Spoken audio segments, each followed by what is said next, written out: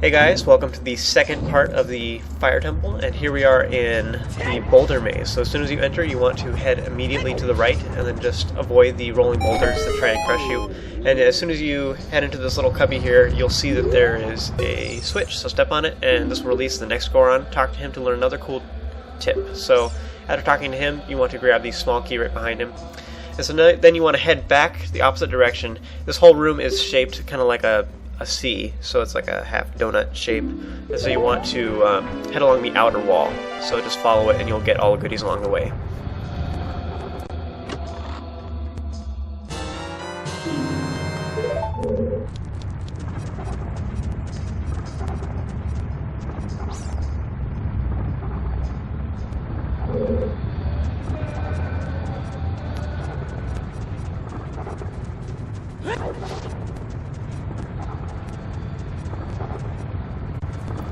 So keep following the outer wall and you'll come to this little area where you can hear a Skulltula. So slash against the wall and you'll see that this particular wall sounds funny.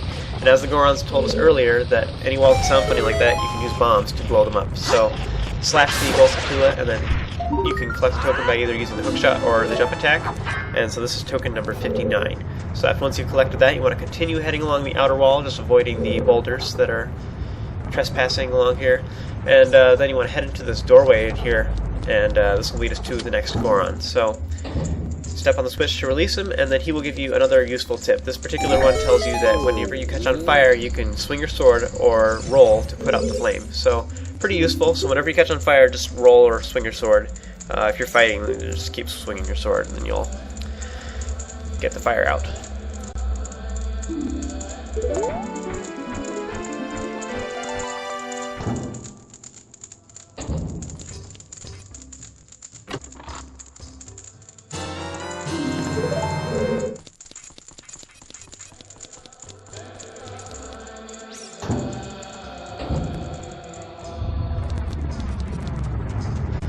So once again, keep following the outer wall. You will eventually come to the inner part of the sea. So this is the bottom of the sea. And there's a locked door here. So use one of our small keys to open it. You should have one small key remaining.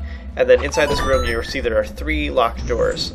So use the fairy bow to shoot the eye switch that is up high, and this will unbar one of the doors. Be very careful not to fall down here. Just walk slowly. If you fall down, you'll land right back in the lava room way down below, and you'll have to work your way back up. So head on inside this room, and you'll see that there is a large chest in here. Open it to get the dungeon map.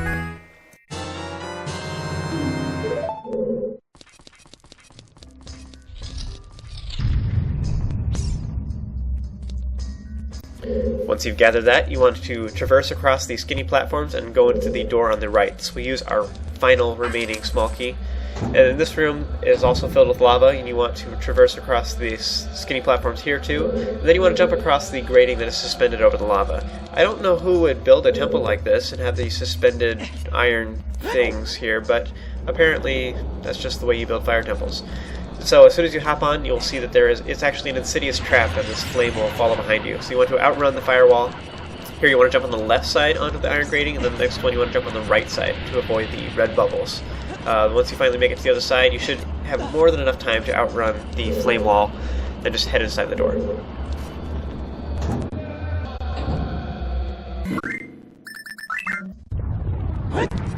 So once you've made it back to this Boulder Maze, now that we're on the upper level, I highly recommend that you use Pharaoh's Wind.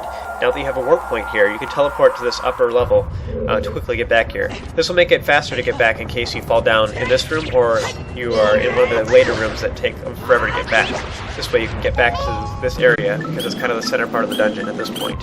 So up ahead you'll defeat the fire slug, and then you'll see there is a crack in this little platform right here.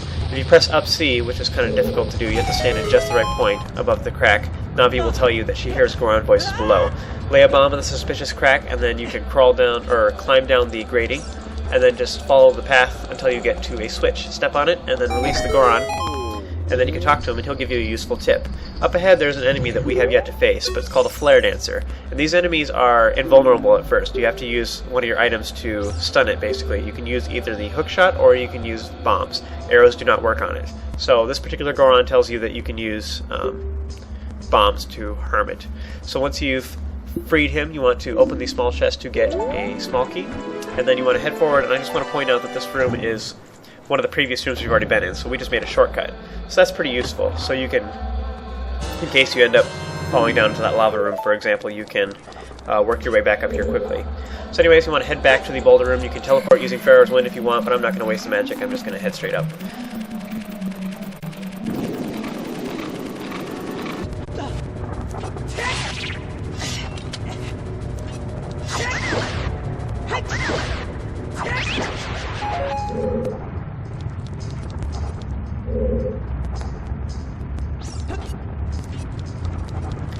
So straight ahead is another Goron. Unfortunately, he's behind some iron bars again, and so the only switch that releases him is over this direction. So head on over to this platform and go step on the switch to release the Goron.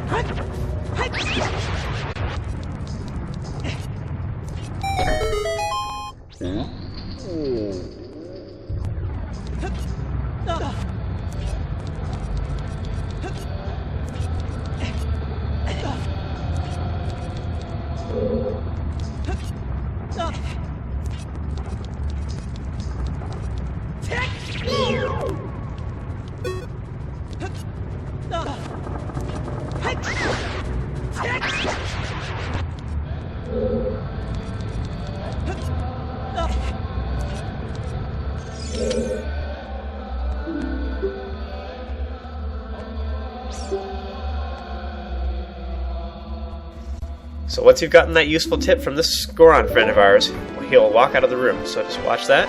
Okay, log that away in your memory. Now we're going to get the small key. Now there's something I want to point out, so just wait for it. Okay, now I'm going to turn around, and look! There's nothing there! He walked out into midair. Anyways, that always bothered me. There was no thumping sound when he hit the ground, nothing. He just kind of walked out into midair. So anyway, now we're going to head back to the flame wall room, and you should have 2 small keys at this point. If you do not have 2 small keys, then you are missing one, so make sure that you have 2. So now at this point we're going to head back to the flame wall room like I said, but there's one more thing we're going to do along the way. You'll notice that Navi turns green and flies up to this little platform up here. So if you remember from that Goron we just saved, he told you that if there's a place on your map you can't reach, you should play your Ocarina. And he's referring to this puzzle right here. And so you need to play the Scarecrow song. That is the song that we need to play. And unfortunately here I wasn't close enough. So jump across, and you want to stand on this platform, play the Scarecrow song while facing the platform up top, and then this will make Pierre appear. So hook shot to him, and then turn around, and there's another platform right there. So hook shot to that one as well, and it turns out it's actually a mystical elevator thingy. So pretty sweet. I mean, I wish I had one of those. That'd be kind of cool.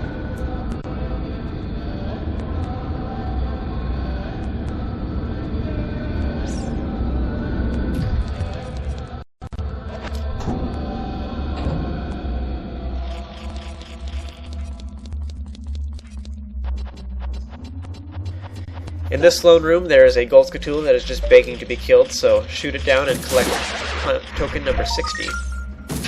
Pretty sweet.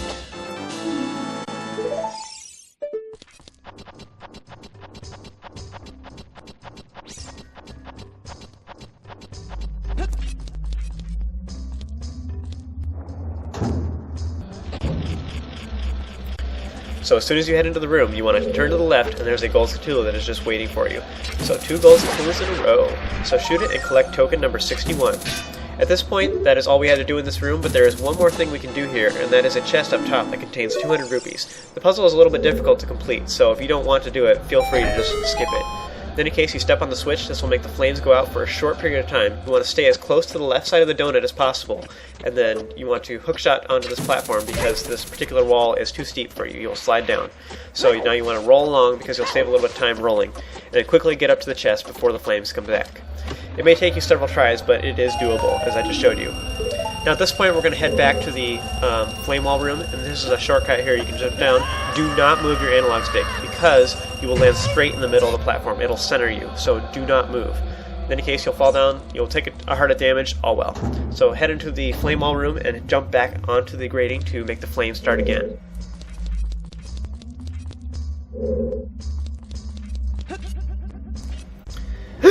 Oh no! In any case, you want to head forward, and at this point we're hurt a little bit, so I'm going to go grab one of those recovery hearts right here. And so you can just stand next to him, and then Link will hop on up, collecting the carpet heart. At this point, we're too tall for the flame wall, so it'll go right underneath us. You can hop on down, you'll be safe for a little bit. Until it restarts. So anyways, you want to hop to the platform here and go through the locked door. So that is it for this portion of the walkthrough. Join me for the next one, and we will continue our way through the Fire Temple.